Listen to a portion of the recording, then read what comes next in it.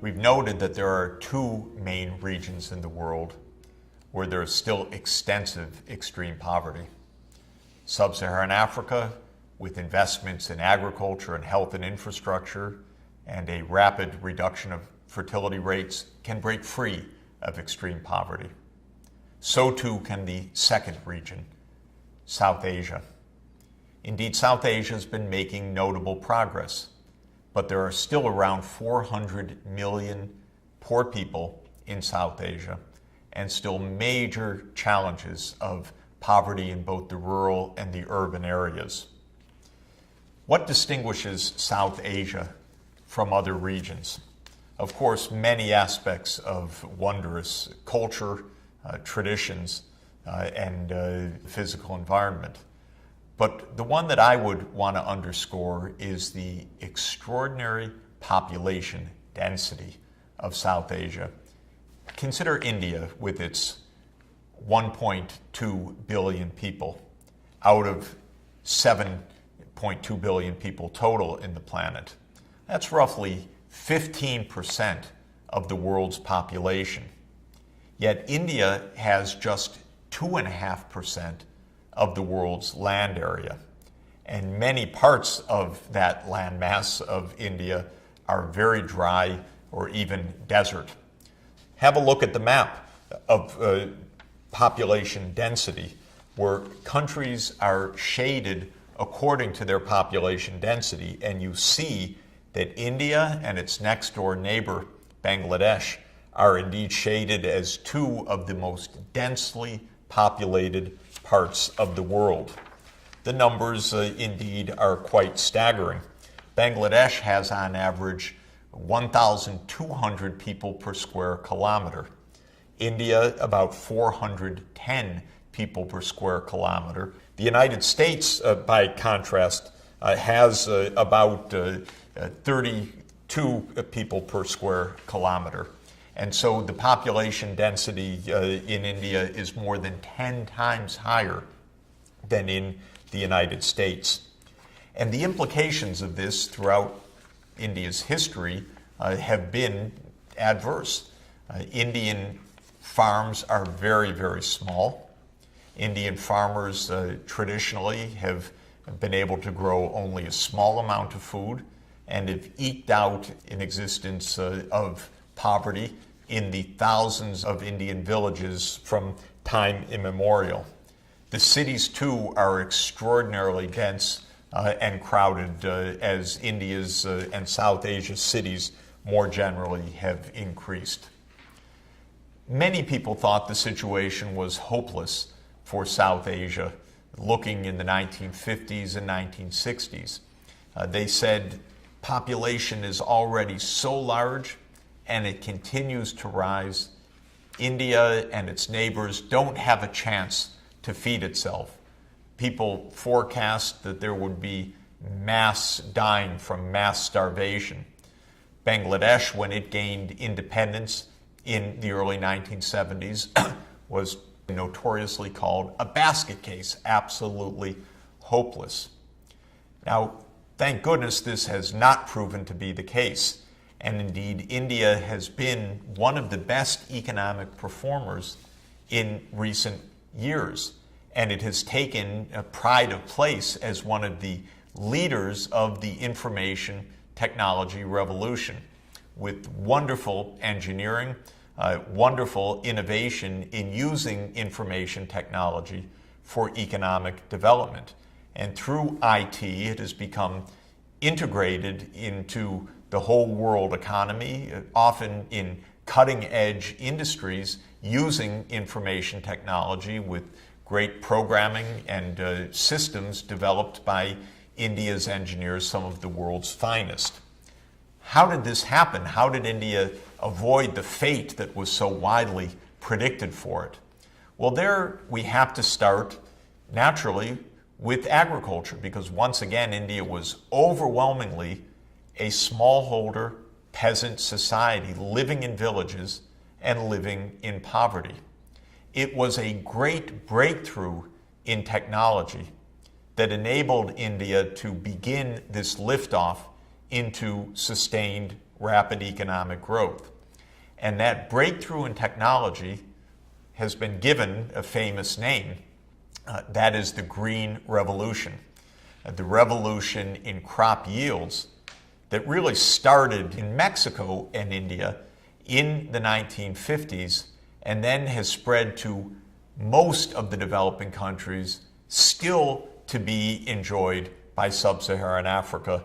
What is the Green Revolution? Well, the Green Revolution starts with the individual pictured here, a great hero of mine, Norman Borlaug, Nobel Peace Prize winner, who, as a highly skilled agronomist, a seed breeder, using his great ingenuity, developed high-yield seed varieties for wheat, working in Mexico in the 1940s and the 1950s. Norman Borlaug was invited to India in the early 1960s. His counterpart was another absolutely wondrous agronomist pictured here, another hero of mine, M.S. Swaminathan. The two of them took seeds that Norman Borlaug had developed for Mexican conditions and planted them in Indian soils and Indian conditions. First year didn't work out that well. They looked again, they decided on a different approach. The second year proved that, lo and behold, Mexico's varieties developed by Borlaug for Mexican conditions worked beautifully in the Indian conditions. And they decided from that point on that a green revolution for India could be within technological reach. To make it happen, they had to add a third to this great triumvirate. And he's shown here, the Minister of Agriculture of the mid-1960s, Minister Subramaniam. The idea was to multiply the Sonora, Mexico seeds that Norman Borlaug had developed and that M.S. Swaminathan had helped to prove would work in India, to combine them with fertilizer and irrigation and transport facilitation so that India could begin to experience a major takeoff of crop yields. Now, the picture you're looking at here shows the Green Revolution for the whole developing world. You see that yields up until the mid-1960s were still under 1,000 kilograms per hectare of arable land. That is under 1 ton per hectare. But then look what happens after that. The march up the yield curve to the point where in recent years, yields on average in the developing world have been between 2.5 and 3 tons per hectare, with many parts of the developing world achieving more than 3 tons per hectare. Well, fortunately, India is one part of that overall green revolution. It hasn't had the most stupendous of the results, but it has had important beneficial results, as shown in this picture. First, you see Mexico's takeoff. That's where Norman Borlaug first developed the high-yield seeds.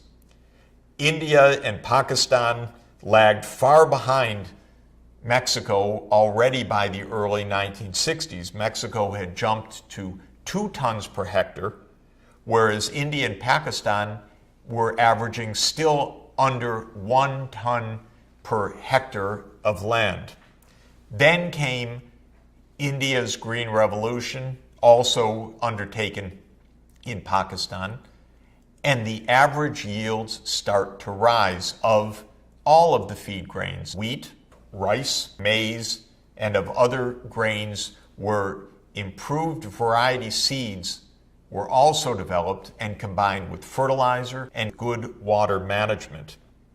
While India and Pakistan did not catch up with Mexico, which went on to more than 4 tons per hectare planted, India and Pakistan have reached more than 2 tons per hectare, well over doubling the average yields of the pre-Green Revolution crops.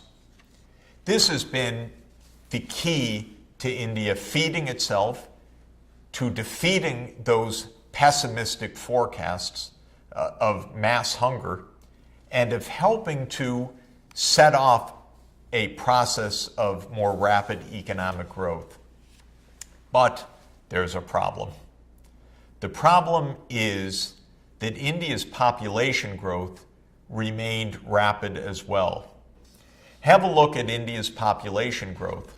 In 1950, India's population was about 400 million, a huge and already densely populated country. By today, that population has tripled.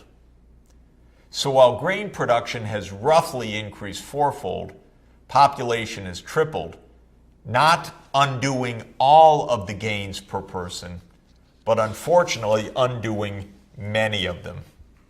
And measuring India's feed grain production per person shows what this has meant. Have a look at this graph, which shows the feed grains per capita from the beginning of the 1950s till close to today. The curve was rather significantly rising up until the mid-1970s.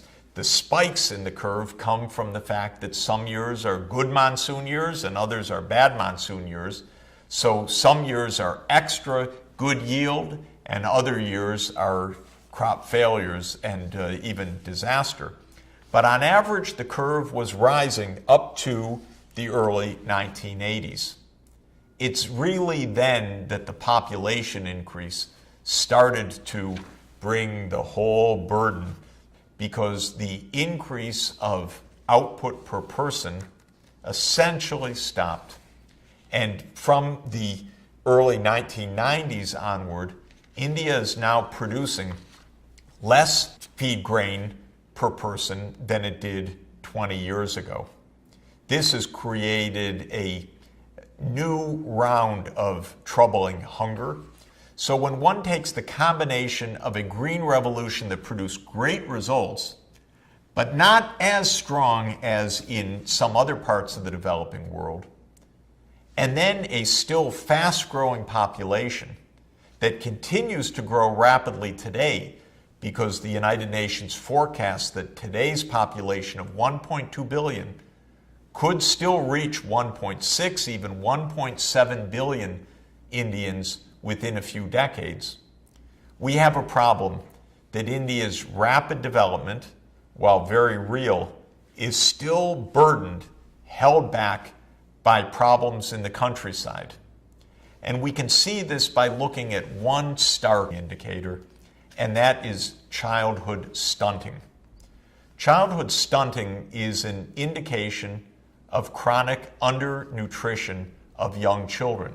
When young children don't get the nutrients they need, they don't achieve their potential height for age.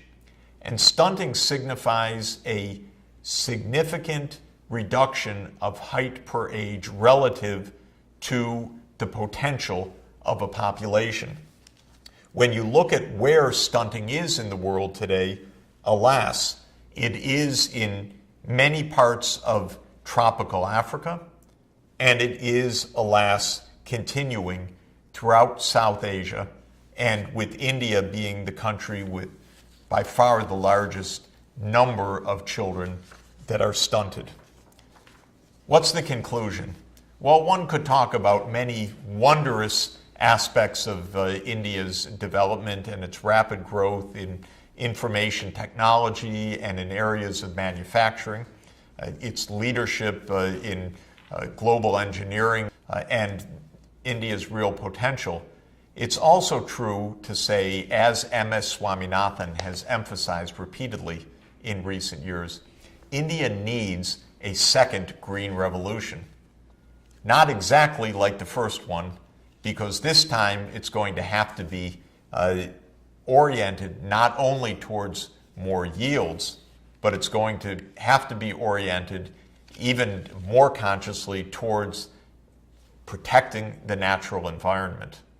India is going to need to get more crop per drop of water, more efficient water use. It's going to need to get more output per input of fertilizer, because the extent of pollution caused by the runoff of nitrogen and phosphorus-based fertilizers has also become very large. India is going to have to focus on higher yields on the existing farmland, because further expansion of farmland means the elimination of remaining forest areas and encroachments on very endangered ecosystems. So India needs a second green revolution that's going to have to be science-based and dependent on very ecologically focused strategies to economize on water, on fertilizer, on land use, to get the maximum output per unit of input to ensure environmental sustainability. India and South Asia more generally also face the continuing challenge represented by MDG 3, and that is gender equality. In traditional society, women faced massive burdens, not allowed to be in the labor force, very subservient, not allowed to own or inherit property, not allowed to manage money often. And the burdens of gender inequality, of course, were passed traditionally from mother to daughter. One of the great breakthroughs, therefore, to note in India's and South Asia's recent advances is the continued empowerment of women and girls, gender equality, in the South Asian context.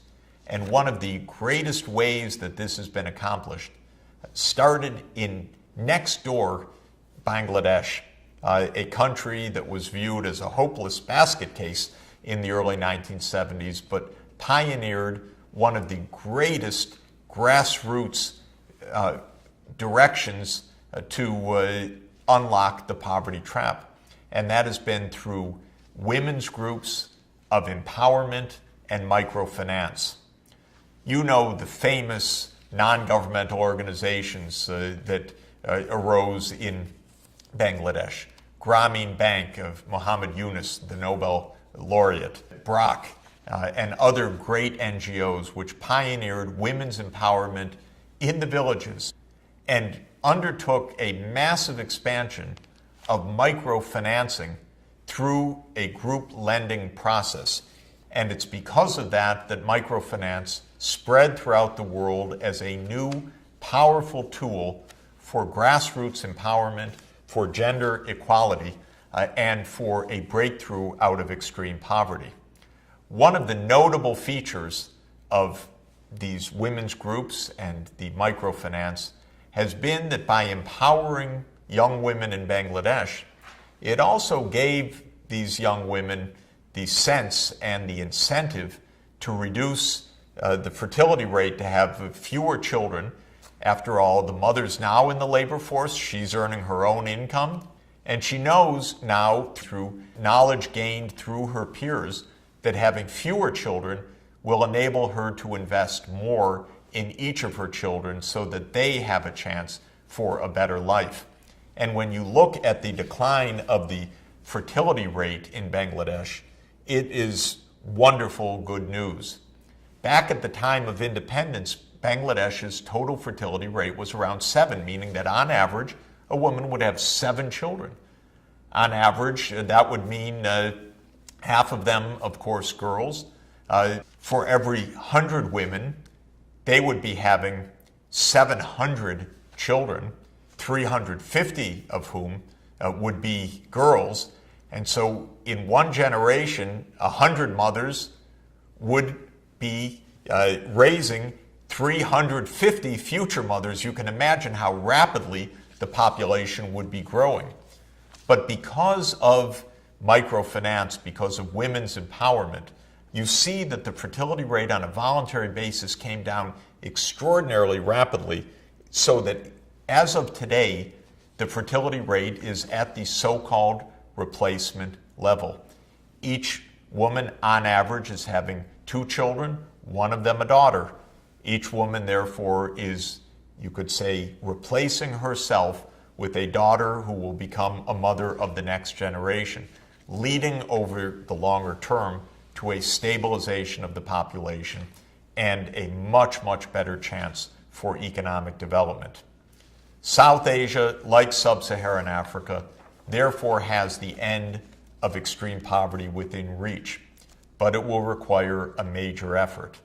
Another green revolution, focused investments in infrastructure, empowerment of women, and especially completing the demographic transition as well, so that India, like Bangladesh, reaches the replacement rate sooner rather than later, gives itself that added opportunity to combine its wondrous capabilities in services, in information technology, in industry, with a newly renovated, ecologically friendly agriculture, and with a society that is running on the full empowerment of its women alongside its men.